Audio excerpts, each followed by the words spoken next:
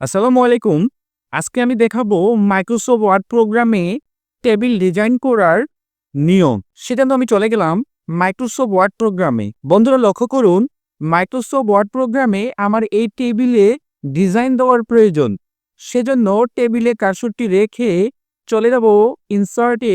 Insert থেকে table design, দেন table ডিজাইনের অ্যারোতে ক্লিক করে এখানে থেকে আমরা পছন্দ মতো ডিজাইন নিয়ে ওকে করলেই আপনার ডিজাইনটি চলে আসবে। তো সাপোজ আমি ডিজাইন নিলাম এটি। নেওয়ার পর বন্ধুরা লক্ষ্য করুন, এখানে এই টেবিলের মধ্যে কলাম এবং রো শো করতেছে না। সাপোজ আপনার এই ডিজাইনের মধ্যে কলাম এবং রো প্রয়োজন, সেজন্য আপনি চলে যাবেন ব্যান্ডেড রোতে, দেন ব্যান্ডেড কলামে ক্লিক করবেন, আপনার মুহূর্তেই ডিজাইন চলে আসবে।